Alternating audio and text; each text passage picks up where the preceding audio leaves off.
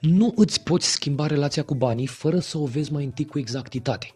Și cea mai clară oglindă nu este extrasul de cont, ci comportamentul tău în primele 48 de ore după ce primești bani. Ce faci cu banii în primele 48 de ore după ce îi primești spune mai mult despre tine decât orice buget. Tu crezi că problema ta cu banii e că nu ai destui sau că nu știi să investești sau că nu ești la momentul potrivit.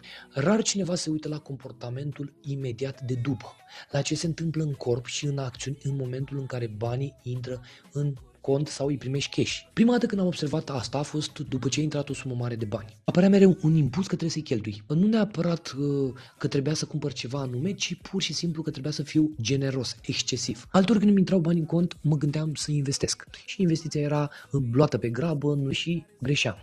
Apoi am început să observ un tipar înainte să fac o schimbare care să mă ajute. Comportamentul din primele 48 de ore după ce primesc banii e un comportament automat. Nu este ceva ce îl analizezi, gândești. Practic e răspunsul stimulului nervos la un stimul pe care l-a catalogat deja. Banii înseamnă pericol, responsabilitate, vinovăție, libertate, putere. În funcție de ce ai învățat, identificarea acestui răspuns automat e primul pas real spre schimbare. Degeaba faci afirmații, degeaba scrii intenții, degeaba observi. Data viitoare când primești bani, orice sumă, observă și notează. Ce gând apare primul? Ce simți în corp? Tensiune, ușurare, neliniște, anxietate, trebuie să cheltui. Ce faci în primele 48 de ore cu acea sumă sau cu gândul la ea?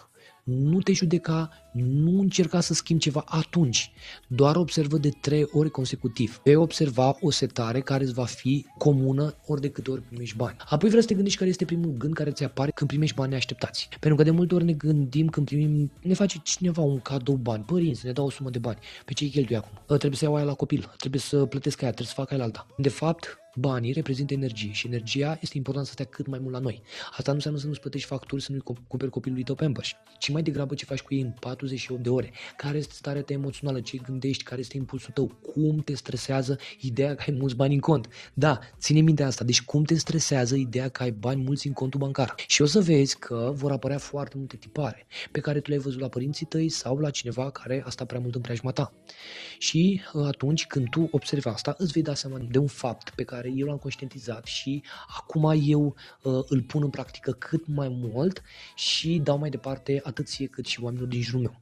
În momentul în care tu ai primit o sumă de bani, 10 lei, 15 lei, 20 de lei, ține mai mult de 48 de ore în contul bancar.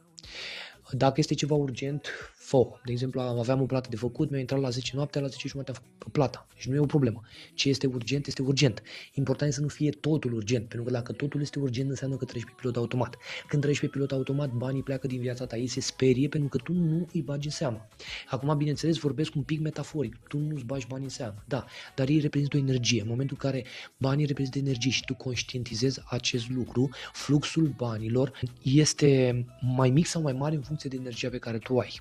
Deci dacă energia ta este ridicată, dacă tu ești fericit, bucuros, entuziasmat, lucrezi cu entuziasm, crezi cu entuziasm, ajuți oamenii cu entuziasm, investești cu entuziasm, faci lucruri cu entuziasm, banii vin și rămân în viața ta sau vin din ce în ce mai mulți. Dar dacă tu primești bani și abia aștepți să-i cheltui sau ajuți oamenii că trebuie sau mereu ești pe minus, adică te împrumuți de bani, eu asta spun, când te împrumuți de bani înseamnă că ești pe minus, atunci ce se întâmplă? Practic tu trăiești mereu cu energia banilor din viitor. Asta înseamnă că ce? Că de fiecare dată când tu vrei să strângi o sumă de bani, nu ai cum să strângi acea sumă de bani pentru că banii care vin spre tine vin pentru a putea să scazi din datoriile pe care le ai. Primul lucru pe care să-l faci este să diminuezi cât poți de mult din datorii. În primul rând că nu este un context economic foarte bun acum să ai datorii. În al doilea rând, atunci când ai datorii, parcă te simți ca la închisoare. Întotdeauna depinzi de ceva, întotdeauna trebuie să dai înapoi, nu ai libertatea aceea pe care ți-o dorești.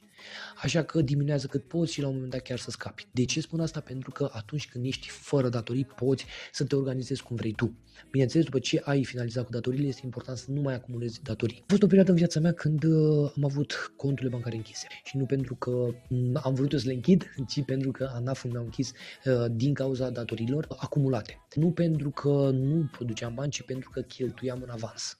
Adică primeam o sumă de bani, în loc să mă organizez astfel încât să diminuez din acele datorii, eu cheltuiam în avans. A cheltui în avans înseamnă primești 1000 de lei acum, în loc să dai 300 de lei să diminuezi din datorie, îi cheltuiam pe tot. Acest lucru se întâmplă și la un moment dat te trezești că vin toate din spate. Așa m-am trezit eu, n-am fost supărat, dar nici nu m-am bucurat, că cum poți să te bucuri când ai contele închise, dar am învățat ceva din asta. Niciodată nu cheltui în avans, evit să iau pe datorie dacă în momentul acesta este ceva urgent pe care trebuie să-l plătesc, îl duc la nivelul de prioritar și la prima încasare cu siguranță prioritizez asta, adică prefer să comunic cu cineva căruia trebuie să-i dau bani decât să stau să mă împrumut din stânga ca să dau în dreapta. Lucrul acesta nu ajută atât pe termen scurt cât și pe termen lung din perspectiva mea. Tu acum bineînțeles faci ce vrei. Iar atunci când apare acest sentiment de stres, eu îți spun din experiență ce am trăit, nu mai poți să gândești lucid, nu mai poți să creezi, nu mai poți să evoluezi și simți că bați pasul pe loc. Poate ai cunoștințe foarte bune, poate ești super inteligentă, poate ai foarte multe idei, dar nu le poți pune în practică lucid pentru că aceste idei cum vin și dispar pentru că mintea ta este pe setarea de supraviețuire. Cum fac să plătesc chiria, cum fac să plătesc rata la bancă, cum fac să plătesc X, abonamentul Y. Acest lucru când se întâmplă în viața ta nu ai cum să trăiești normal, trăiești pe supraviețuire și atunci când trăiești pe supraviețuire atragi în viața ta situații care să te compromită sau care să te ajute. Eu am atras și am început să percep diferit lucrurile, adică universul îmi dădea semnale că sunt într-o direcție bună, a doua zi primeam un telefon, trebuie să plătești aia. Atunci când se întâmplă lucrurile acestea, înseamnă că se curăță, înseamnă că fluxul de bani nu mai vine în viața ta pentru că acolo s-a produs o datorie prea mare din punct de vedere karmic și acum trebuie să plătești. Este bine că plătești din perspectiva banilor pentru că cealaltă perspectivă este sănătatea ta sau sănătatea celor din jurul tău. Eu întotdeauna când am avut provocări cu banii și după ce am început să evoluez, am zis, Doamne, îți mulțumesc că a fost provocarea cu banii pentru că sănătatea este mult mai importantă decât banii. Să-l văd pe copilul meu că are ceva provocări sau soția mea sau oricine altcineva, cred că suferea mai mult decât zona financiară. Iar la final te invit să mergi în comentarii, să-mi spui cum a fost acest video, dacă a fost util pentru tine, despre ce subiect să vin și să dau valoare în ceea ce te privește pe tine. Un like, un share mă ajută foarte mult să ajung și la alte persoane care au nevoie de acest conținut. Cum eu am avut nevoie de acest conținut și acum îl dau mai departe, dacă și tu ai nevoie de acest conținut, anunță-mă și pe mine ca să știu că ceea ce fac aici pentru mine și apoi pentru tine este util și acest lucru mă ajută pe mine să continui. Ne vedem în următorul video.